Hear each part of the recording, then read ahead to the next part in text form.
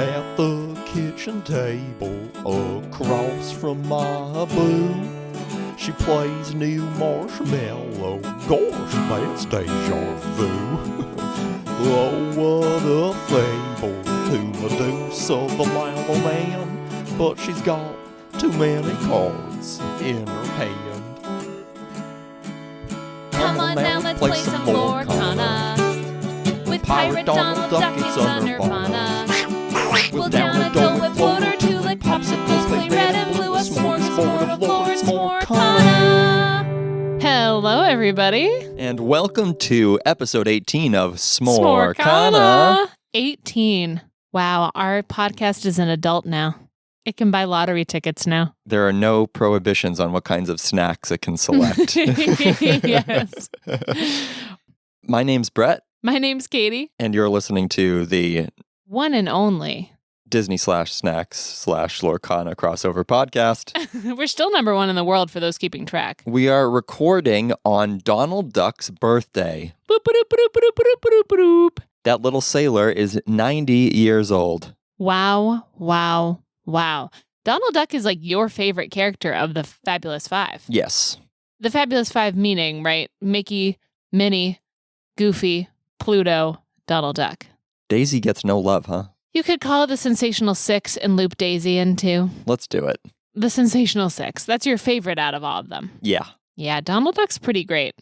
Donald Duck, for a little Diz information for everybody right here at the top, Donald Duck first appeared in a Mickey Mouse short called The Wise Little Hen. You may have seen this chicken character walking around Disney before, she's like in other stuff, in other cartoons and things. But that's when you first meet Donald Duck, and they made him to be Mickey Mouse's foil in a way. Like he was the kind of the opposite of Mickey. I guess I wouldn't say that he's like necessarily his enemy at the beginning, but he's just kind of a grumpy guy. He's a rapscallion. Yeah, nothing bothers Mickey and everything bothers Donald Duck. Uh-huh. Quite a lot. Yes, we love Donald Duck. And we will continue to love him up to and well beyond the day when he finally has 9 butt.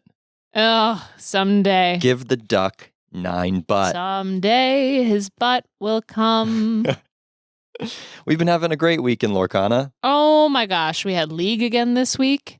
You got a Rapunzel mat? Yeah, our buddy Seth happened to end up with 2 Rapunzel mats, and he sold us one for the, MSRP. So nice. So cool. So cool. I love it so much. We're podcasting on that mat right now. It works really well as like a sound dampening device to put under our microphone stands. Yes, we love it. And it's pretty. Beautiful.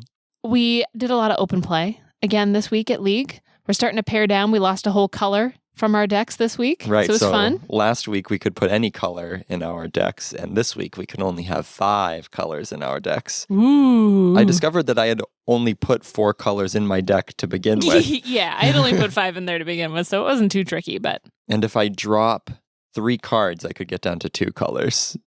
I think it's just the way that the Madrigals kind of worked out for me, where I'm playing a lot of Madrigal cards, and they're all Amber and Amethyst. And then some of the other cards I picked up are also Amber or Amethyst. So I did pick up another copy of the Mob Song in my pack this week. So now I have 2 copies, and I can sing it with my Ursulas and my Ariels, and it is pretty busted in a starter deck format.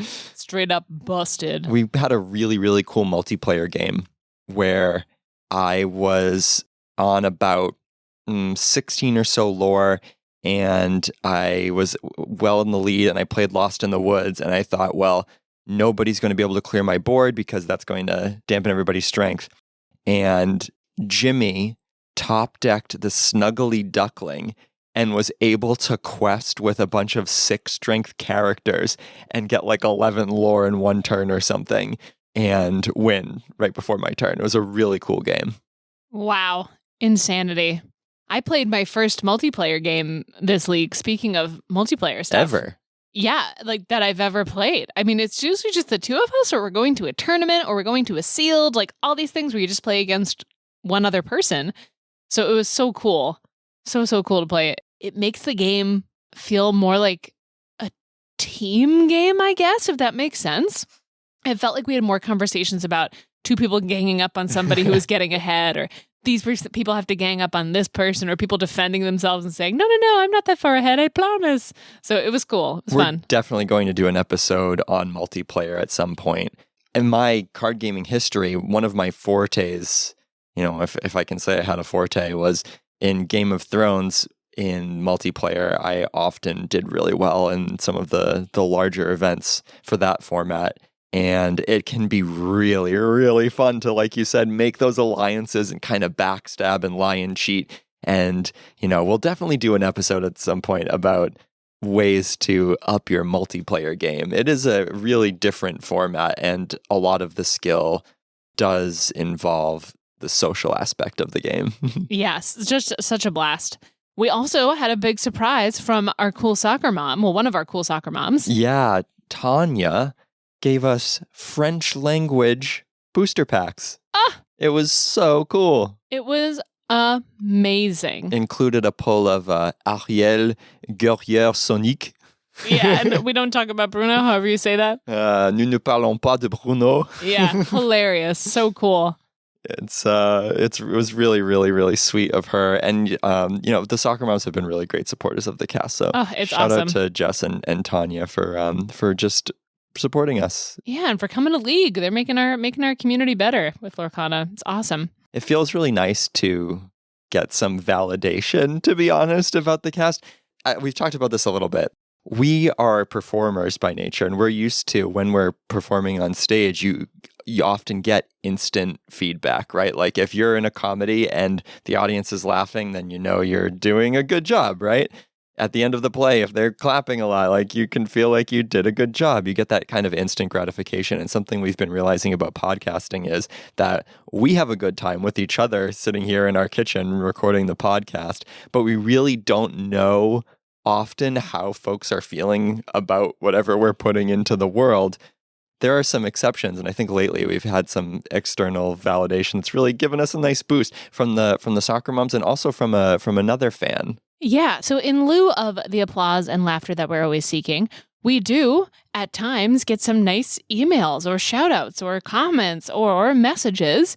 In this case, we got a message this morning, a lovely message from one of our listeners, and I asked their permission if I could share the message, and they said it was fine, so here we go.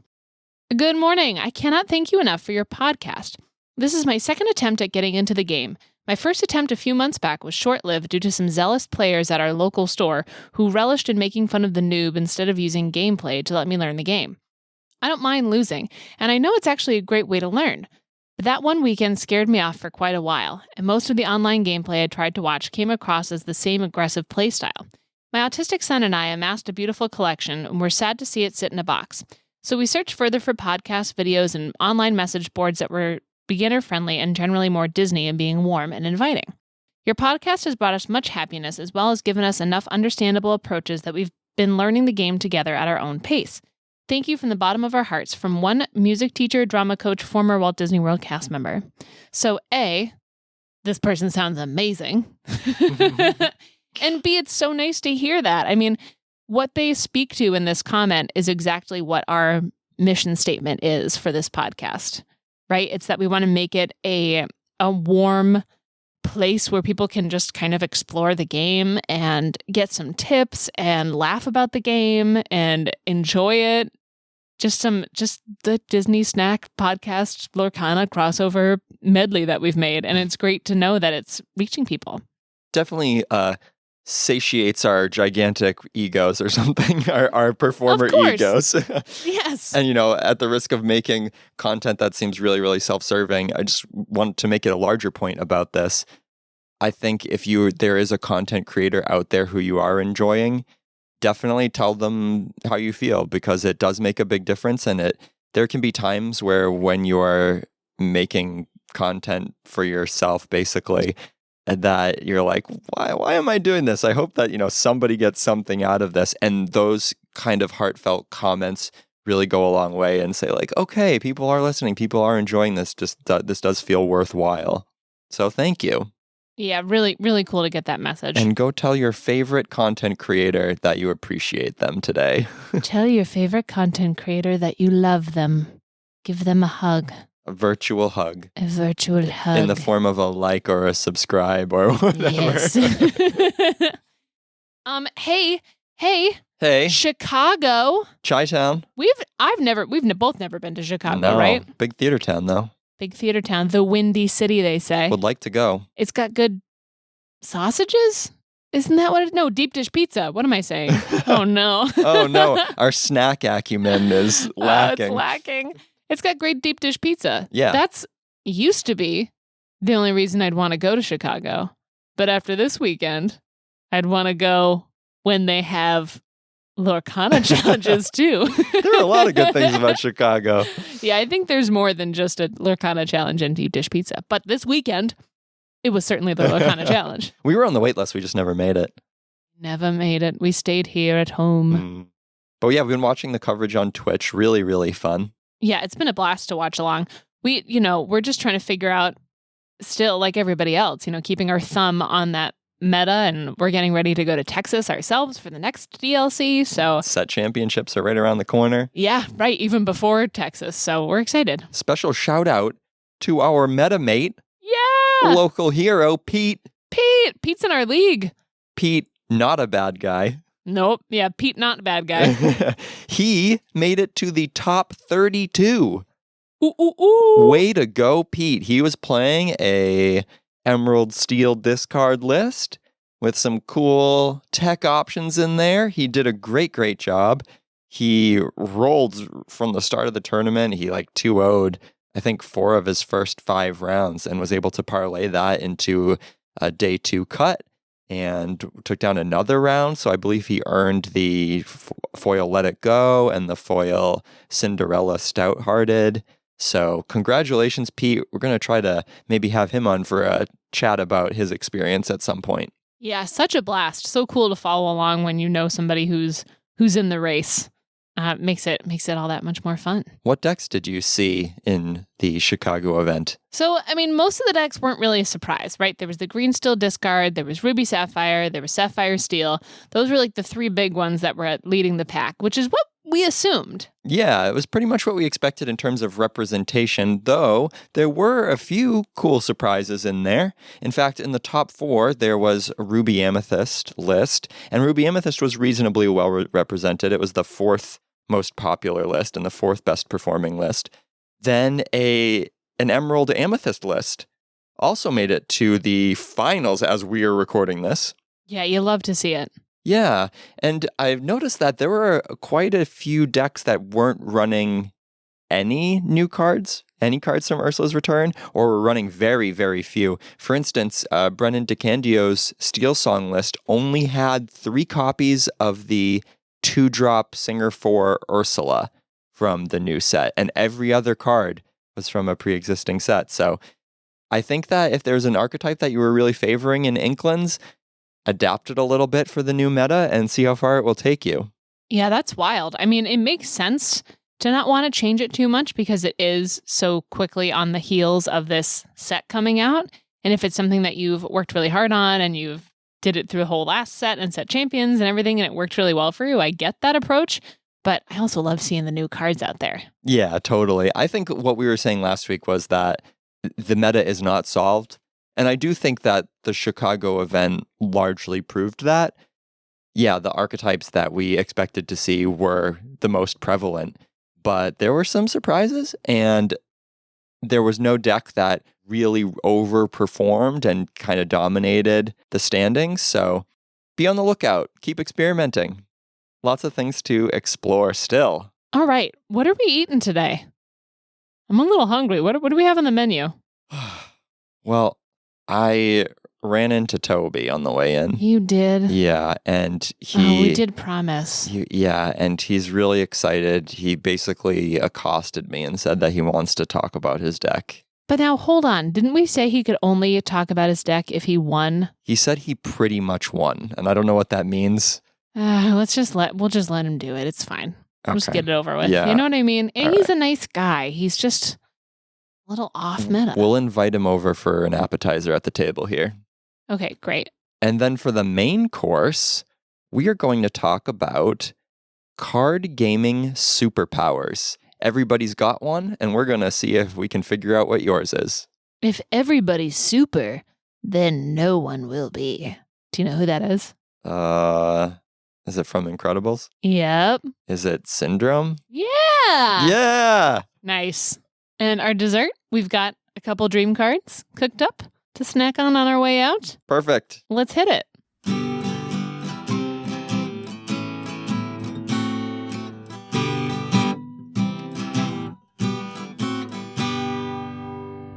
All right, here comes Hey.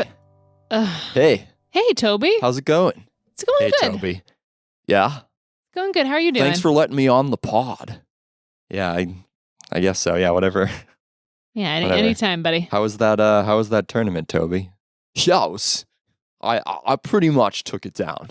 Wow, really? Yeah, pretty much. What did you play? So I've been tinkering. Yeah, I've been in the Toby lab, Okay. you know? Sure, the Toby lab. Yep. Been brewing, Okay. you know? Been tinkering. Yeah. Great. Get to the point here, bud.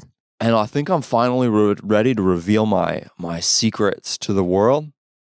Wow. Because now that I pretty much won a tournament with this list, I'll probably retire it and see what the world wants to do. It's going to come meta. It's going to become meta. Can I just clarify, what do you mean by pretty much won? Okay, so like I won a game against a person. I won a game against a person who beat the person who won the tournament. You know? I mean, that is pretty impressive. Yeah, so like, you know, I may not have taken it down this time, but clearly it was just a little bit of, you know, variance. Sure. You know, it was the variance. Yeah, all right, Like buddy. that is not my fault. Like if the variance causes me to lose, you know how it is. Like sometimes there's just nothing you can do. It doesn't matter if you have the best deck in the world sometimes. Yeah, right. All right. Tell us what this deck is, please. All right. So ironically, it's a Bruno deck. Oh. I call it Shh Amazing. because I We didn't don't want to talk talk about it. Bruno. Yeah, have you seen that movie? Okay, I Have get you it seen now. Kanto? No, that was pretty good. Kanto with the house and all? Yeah, it's called Encanto. And the rats? Yep. Yeah, yeah, we've seen the movie with the rats. Yep. Yeah, and like the house can sing and things. Yeah, well, Yeah, not that one. quite. The Spanish one. Yeah, sure. Yeah, sure, Toby. That Yeah. one. Yeah. So in that movie they're like, shh, Bruno, no. Yeah, No, don't. they don't want to talk about him. Yeah, the house sings There's a about song. it. The house sings all about Yeah, it. sure. So anyway, I thought it was pretty cool that I made a secret deck that had Bruno. Right, and you said you didn't want to talk about it. I should have known. So this deck wins in a single turn. What? Yeah, it's a totally game-breaking combo. Okay, how does it work? So, okay, do you know what Bruno does? Yes, I do know what Bruno does. Bruno Madrigal? Yes. All right, he's the one where if you can foresee the top card of your deck, you get like 1,000,000 lores.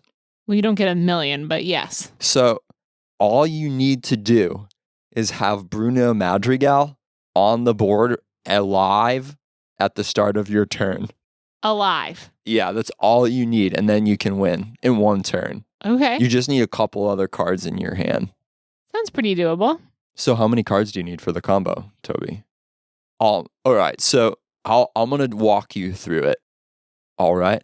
Okay, sure. Okay. We're ready. So you've got Bruno, right? Mm-hmm. Then you play Agrabah. Oh. Okay. Then you move Bruno to Agrabah. Then you play Boss's Honor Roll. Okay, yep. All right. So now you have Bruno at a location, Sure. and you've got the top 5 cards of your deck revealed. Okay. Okay. Then you are able to use Bruno's ability to look at a card. Then you gain 1,000,000 lore, right? Okay. Then you play I've Got a Dream, Yep. which allows you to ready Bruno at Agrabah, and you gain 2 more lore. So now Wow. you've got a bunch of lore. Then you are able to use Bruno's ability again, Because he's ready. Okay. And then you can name the next card from the boss's honor roll. And then you can play I've Got a Dream. So now you've played Agrabah, you've played boss's honor roll, you've played 2 I've Got a Dreams. Sure. That's only 4 cards that you need. And at that point, you will have gained 3 plus 1 is 4, plus 2 is 6, plus 3 is 9, plus 2 is 11. Then you use Bruno again, that's 14. Then you play another I've Got a Dream, that's 16 lores. Then you use Bruno, that's 19 lores. Then you play another I've Got a Dream. Wow. And that's 21 lores. That's a lot of lores, yes. How Isn't that so sick? That is a combo. Do you understand? Like, is your mind blown? Yeah, man, you gotta have to pick my mind up off the floor. It's so easy to pull off. It is so easy to pull this combo off. I mean, it doesn't sound easy. It's how many cards? Agrabah, Bruno, Boss's Honor Roll, and I've Got a Dream. That's 4 cards. Well, that's true, but you have to have all those cards, and that's a lot of ink. No, it's not that much ink. It's only, let's see, you can sing Boss's Honor Roll, so that's free. You can sing I've Got a Dream, that's free. Well, who am I singing it with? Anybody. Oh, okay. Anybody can sing. Okay, so I'm not winning this in one turn. I'm sorry. There's one card who can't sing. Ariel from the first chapter obviously cannot sing because she is voiceless from the eel mom, Ursula. Wow. It's really well said, actually. You're right. But every other character can sing songs. Even a reckless character can sing songs. No, I know. I'm just saying you said you could win in one only turn. one turn, but you have to do it. That's quite a bit of setup still. No, all you need is Bruno on the board. That's what I'm saying. And any character can sing, or you can pay ink for it. This sounds incredible, Toby. And you're like, how do you get those cards in your hand? You just play a bunch of draw cards. If you make all the other cards draw cards to get to those cards, you're going to get those cards like really, really, really fast. That's amazing. I don't know about this, Toby. Like, I just feel like it's a kind of a magical dreamland way of thinking. Like, to have exactly those cards in your hand before your opponent just lays waste and wins the game. Just let him have this. Okay. Just let him have this and he'll leave us alone. Listen. When you try it, have you played this? Did you invent this sick deck, the shh deck? No, we didn't. Then you don't know. You don't know, so don't knock calm down. All right. Until you tried things. Right. No, we understand. It's okay. No one's mad at you. We're just trying to understand your process more. And I did win a game. Yeah. With the combo. Did you win any other games? Oh. It's okay, Toby. I had to leave. Oh. I had to go and my iguana was sick. Oh, so, I'm so sorry to hear that, buddy. Yeah. Is your iguana better now? Yeah. He's better now. So I could to leave. So if you think about it though, if I beat the person who won the tournament, then doesn't that mean that this deck is the real champion? When you think about it. No. Yeah, I mean, we'll agree to disagree, I guess. Yeah, let's just agree to disagree. This was awesome, Toby. Thank you so much. Do you want me to go over some of the tech choices in the deck? No, I think it's okay. Because Magic Carpet will move Bruno to your location. Yeah, that's great. Magic Carpet is a good location deck card. All right. Took will move your Bruno to a location. Okay, yep, that's true too. All right. Jayhawk, you know the Jayhawk, like who's Jayhawk? Jayhawk, my boy. He's a pirate space dude sailing around. Right. Jim Hawkins, yes. He plays a location for free. If you do not have a location or I've Got a Dream, you can play a Fan the Flames. Yep, okay. And you can ready your Bruno that way. Sure.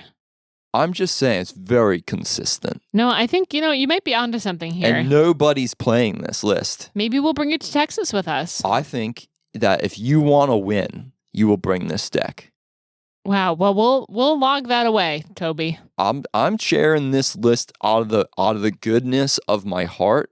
Yeah. I wanted to increase the good of the game, and also I wanted people to know about me. Yeah, that's really nice, Toby. Thanks for coming out and sharing it with us. You're very welcome. All right. Enjoy your appetizer, and I'm sure the rest of your meal will be out very shortly. Thanks for having me on the pod. Good job, S'more Kana. Good job, Katie and Brett on the cast, and also offmetatoby.com. Wow, that's so nice. He ended that on a really sincere note. Yeah. I think he sincerely wants people to know who he is. Yeah, well, that's Toby. What else could we expect from him? I think he maybe sees his bruise as a way out of the restaurant business. Yeah, I think he should look at other venues. Yeah, I don't know that this is his calling. But it is funny. We do have Off-Meta Toby's list here. He did leave it with us, so we'll post it on sure on Instagram and whatever for him. Yeah, post Toby's list. Maybe it'll get out there. You know what? Give this list a shot, and if you can win a single game with this list, do let us know. Please. I'm hungry for our main course now. Me too.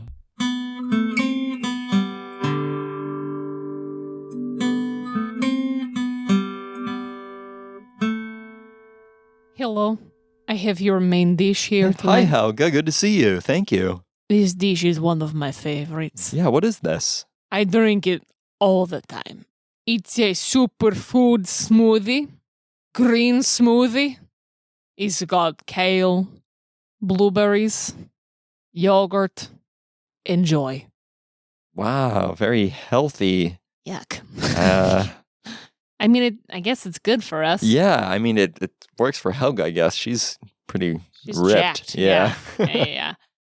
I guess we'll give it a taste. Yeah. Superfoods, huh? Superfoods. I wonder if they give you any superpowers. Some super card playing powers? Maybe. What? Last week, we offhand kind of mentioned like card gaming superpowers, and we were talking about, certain traits that we might possess that enable us to do well in some regards and not in others.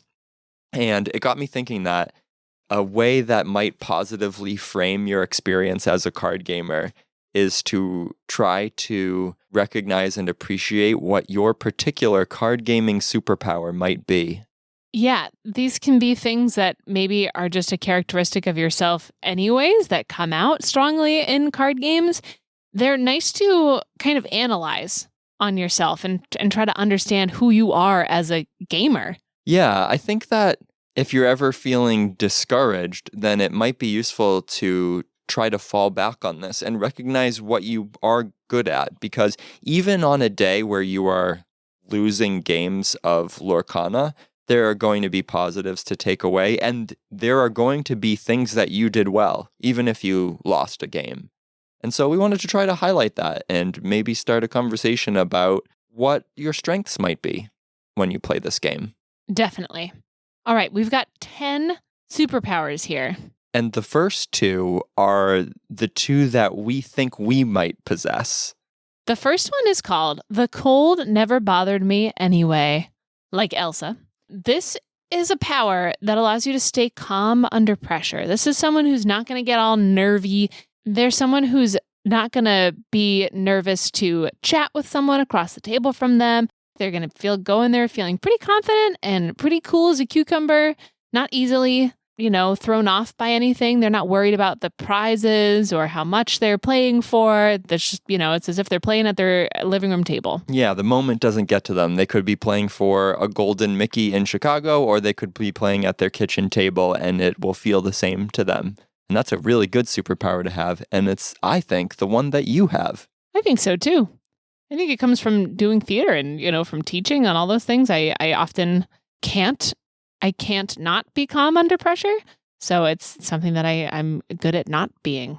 if that makes sense. Yeah, I think it serves you really, really well. You haven't been playing in live tournaments for all that long, but I've definitely noticed that it doesn't matter if it was the set championships or playing against me in the kitchen. You always have the same exact demeanor, and you tend to even play better when the moment arises where there's a little bit more stakes. All right, what's our next one? The strength of a raging fire. Strength of a raging fire is the superpower of having a lot of stamina. And you can play Lorcana forever and ever. You can play all day. It doesn't matter for how long you've been playing. You still don't get tired. You don't dread your next game. You don't feel like you want to stop playing. And I think this is the superpower that I might possess. I couldn't agree with that more. You could play for hours and hours and hours. As we discovered during COVID when we were playing the Lord of the Rings card game, and my brain would be fried like an egg, and you were like, let's do another one. Oh, okay, sure. Yeah. I won't. That's fine. Yeah, I'm looking forward to 9 rounds in Texas, and like the idea of playing 18 games of Lorcana doesn't feel at all tiring to me. I can't wait for that. Of course I want to only play Lorcana all day. That sounds amazing. It will be amazing. And I don't think that in game 18 I will feel much more mentally fatigued than I will in the first game. And I do know that from some bigger tournaments in the past for other games. You know, I'll be at Gen Con and I'll play one game for 2 straight days of Swiss, and I'll be, ready for the next one always. I don't know. I'm wired that way, I guess. Yeah. All right. The next superpower is the Hakuna Matata power.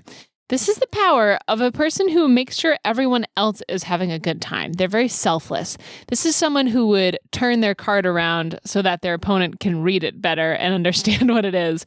Or someone who's going to go out of their way to point out if their opponent misses, gaining lore, or they miss taking out your own card, or, you're going to act as if you're playing with that person. You want them to win just as badly as you want to win.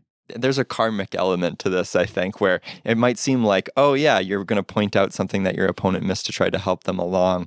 That might make you lose games. But I really do believe that if you are that kind of player who is selfless, then it will come back to you. You will see dividends in other ways than small technical decisions in games.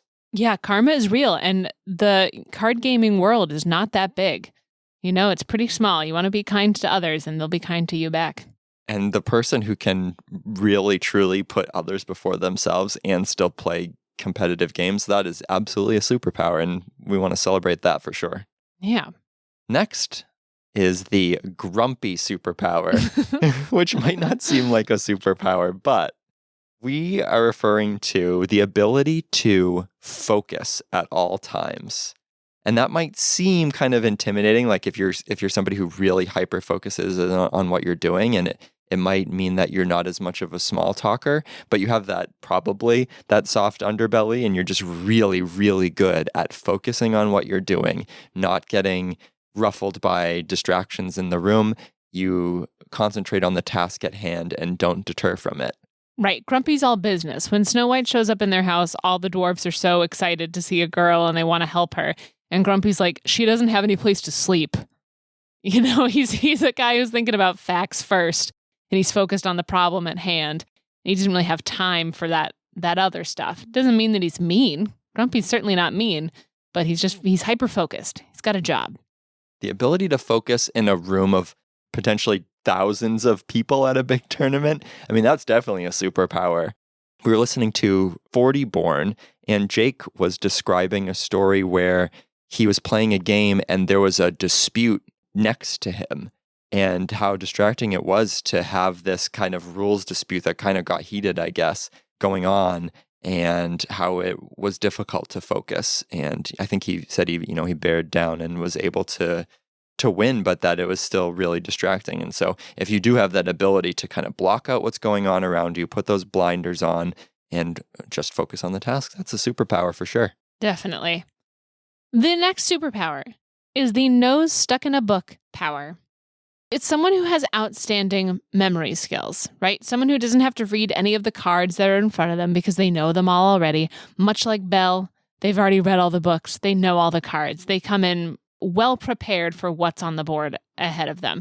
Regardless of how they play their deck or their play styles or anything like that, they're just a person who knows the book of Lorcana. They know what to expect. As soon as they see the 2 color combinations, they know exactly what that deck list is. This might also be somebody who's really adept at remembering what their opponent inked on each turn and is then able to count on what cards might be remaining to their opponent. So if you're really good at remembering, oh, they inked a Let It Go on turn 2, and I know that they only have 2 in their deck list, and they just played another one, so that means they don't have any more Let It Goes, and you know that for sure because you were able to remember what they inked on a specific turn.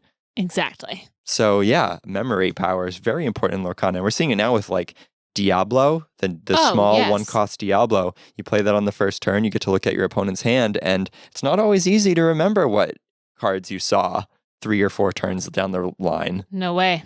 The nose stuck in a book superpower. A great one. Next is the Walt Disney Visionary Power. Ooh. This is somebody who sees the big picture. Somebody who watches meta trends, understands the strengths and weaknesses of different decks that are often being played, who can anticipate what folks might bring to a tournament and then can counter it. Somebody who has a broad vision of the way that decks are interacting and is able to capitalize on that. Yeah, this is somebody who's going to make Epcot. This is somebody who can see something crazy and understand what's going on at all the different tables. They know what's coming. As soon as they see somebody come and sit at their table, they're like, oh, I know that person played this and then they did this and they're going to do this and I can see it all in front of me. A great power. Yeah, very, very useful to have your finger on that pulse. This next superpower is one that I also feel that I have, possibly.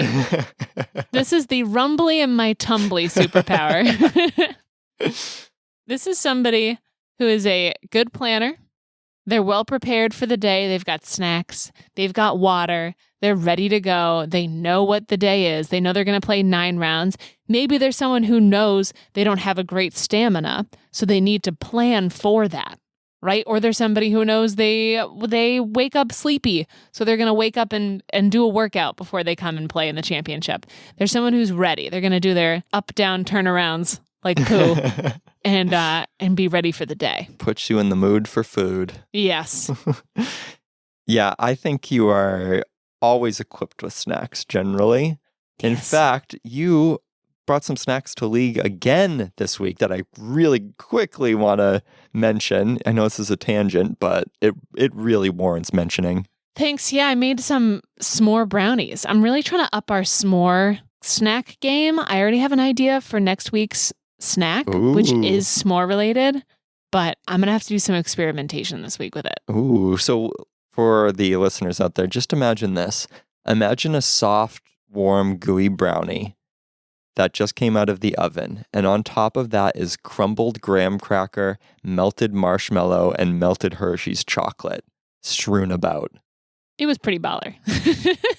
It was a smash success. Yeah.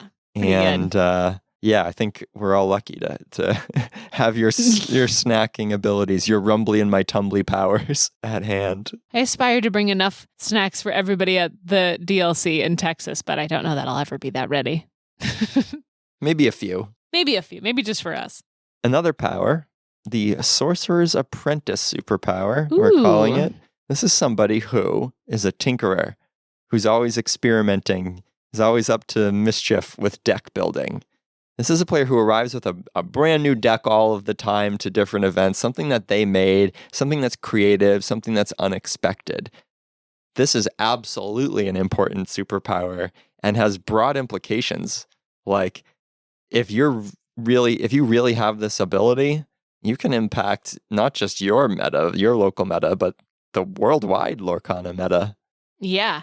And this, could also be someone who just has a really great, fun attitude about the game and wants to experiment with funny new decks and try new things and see how it goes too, Yeah, somebody who can take joy from the experimentation. It reminds us of our pal Jimmy, doesn't it? Yeah, he's such a Sorcerer's Apprentice. It's crazy. He just loves to make a silly deck, and he gets so much joy out of seeing it in action, whether it works or it doesn't work. Yeah, it's awesome. And it's so refreshing from a game that is sometimes stuck in that rock, paper, scissors of, 3 meta decks. It's nice to have something else, to kind of shake it up, see what happens. Yeah, and it means that when he does go and play meta decks, he's all the better player for it because he's done all this experimentation. So exactly. Being a tinker like that, definitely a superpower. The next superpower is the Joy Superpower, like Joy from Inside Out. The sequel to Inside Out is coming out this Friday. We're going. Definitely. We already have tickets. We'll be there. The Joy Power is someone who never tilts, always has fun, and enjoys themselves no matter the circumstances.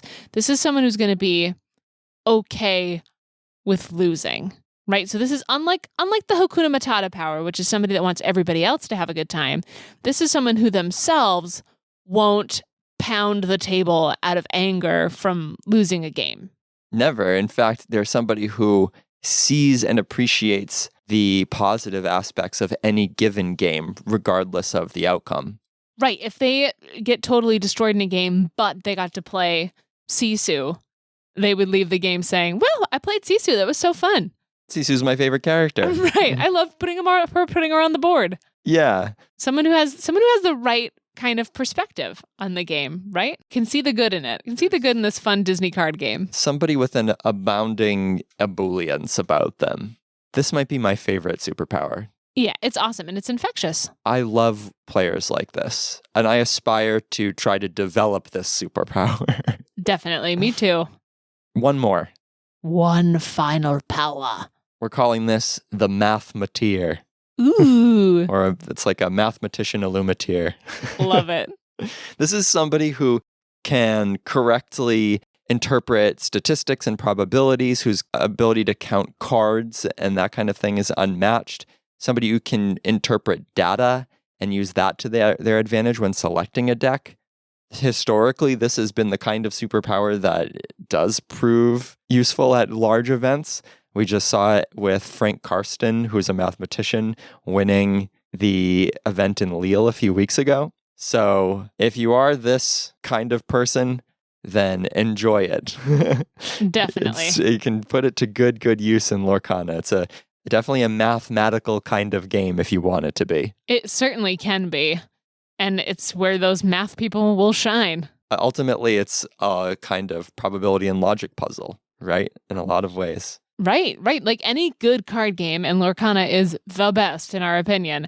It all comes down to being one beautiful puzzle that, you can approach in different ways. And that's kind of the nut of all these superpowers, right? Is that they're all good in their own ways. And some people have more than one. Some people have a combination. Some people are aspiring to work harder to get that superpower. It's a nice way of thinking about who you are as a gamer, as a card game player. You have one of these superpowers, and you probably have a bunch of other superpowers that we didn't mention too. We kind of narrowly focused on playing the game in an event, but I think there are card gaming superpowers that happen only at home or happen only on the internet or happen when you're crafting for somebody, It doesn't necessarily have to be in a store. We just kind of focused on those. I do think that if there was one that resonated, maybe try to think of it when you go to an event and remember that you do have a superpower and it is an ability that will carry you through the day. Definitely. We're all super. That smoothie wasn't nearly as gross as I thought it would be. No, it was actually, I think I tasted a little bit of coconut in there. It wasn't bad. Yeah, I think maybe some honey. Oh, it was probably honey too. Yep. Yep, and the Greek yogurt in there had a little tang. So, you know what? I can see why Helga downs these. Me too. And, if we keep having them, we'll be as buff as her. Ugh, we can only hope.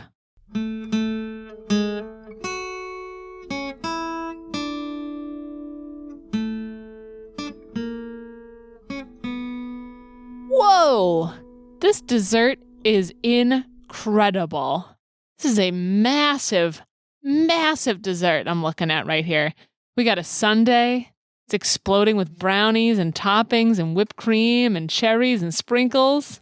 Absolutely incredible. Woo! We got 2 spoons. We got this huge bowl. It's got 2 dream cards inside of it. The first one, quite appropriately, is Mr. Incredible.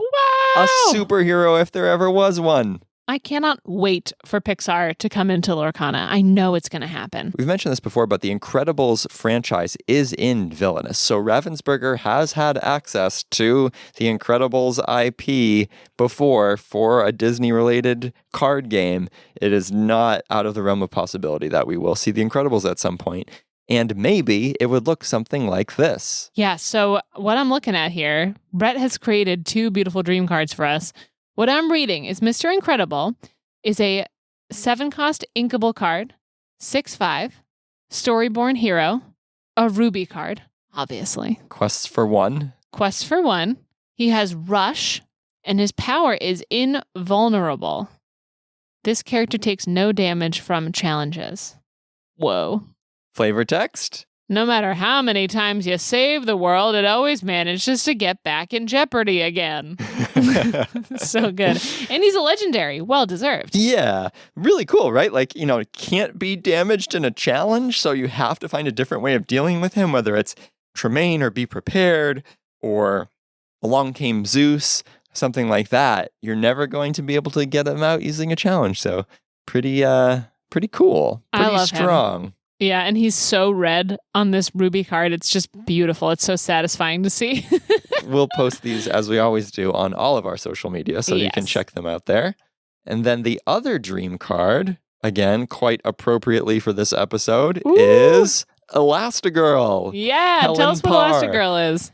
Elastigirl is a 6-cost, uninkable, 2-strength, 4-willpower character that quests for 1. She is also a Storyborn hero, and she has the ability Elasticity.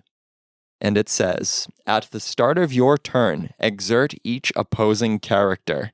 Incredible. And her flavor text is, leave the saving of the world to the man? I don't think so. That was a really good Elastigirl impression really also. Nicely done. Really nicely done. If you don't know or you haven't seen The Incredibles in a while, go watch it and then come back and listen to that and you'll be like, that was a really good Elastigirl. What do you teach theater or something? Yeah. I'm really excited by this pairing, right? I think love this. It would be so cool for Ruby to have the ability to challenge things when they want to, because they have so many cards that only trigger off of challenging things that aren't that useful because they're kind of easy to play around. Right. And wouldn't this be neat?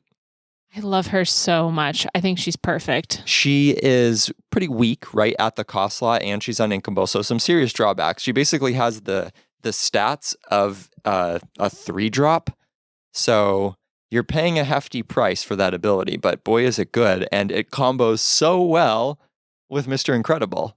Which is perfect. You play her on 6, and then the next turn you have your pick of targets for Mr. Incredible to rush into. The Madrigals ain't got nothing on this family. Maybe we'll have to do the rest of the kids. I think we do. At some point. Someday. Really fun. Would love to see him in the game. So fun.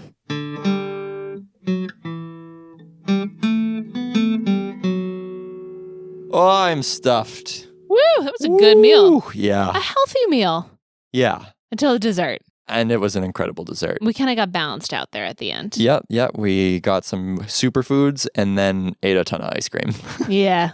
So good. What are we going to talk about next time? What's next on the old menu at the Smorkana Cafe? Well, next time we're going to go to League again, as we do every week. I actually can't go this week. I have technical rehearsal for Legally Blonde the musical. How could I forget? I knew you did. Yeah, so you're going to be all on your lonesome representing our household.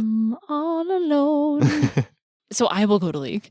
But still, we've got League coming up. We've got the lore cast. Yeah, Wednesday at noon Eastern, I think. I'm really excited for that. And last time there was a lore cast, we ended up spending the entire episode just talking about things that were revealed. So we're not going to promise too much for next episode. It might just be reactions to the lore cast. Which is so much fun. I mean, if this next lore cast is as long as the last one is, it'll have to be the whole episode. You think about what we got in that last lorecast. It was the 2-game format. It was co-op mode. It was the entire Ursula's Return expansion. It was so stuffed with information. Yeah, amazing. I cannot wait for the next one. Super exciting. So in the meantime, while you're waiting for the lorecast and for our next episode to come out, if you enjoyed yourself here at our little restaurant, please do like, follow, subscribe, give us a review, reach out, email us. You know where to find us. It's Smorkana wherever you go. You know how much it means to us now when we get a comment or a message or even just a post or a review of our podcast. It can really go a long way, and we really, really appreciate it. Yeah, shout out to some of our other favorite podcasts while we're here and we have the time. Live Laugh Lorcana is amazing. 40 Born is amazing. We love listening to Citizens of Lorcana. We love Overexerted. We listen to our very, very hyper-competitive friends at Podcana every week. Yes. Plenty of really, really cool podcasts out there. I mean, it's all we listen to in our respective cars all the time. We just cycle through all of our Lorcana podcasts. So we learn from them, we get inspired by them, and we hope you check them out in addition to our podcast. And if you do enjoy their content already, or if you go and enjoy it after listening to this, tell them that you enjoyed it. They will appreciate it, I promise. Yeah, until next time. Keep on snacking, y'all. Yummy, yummy.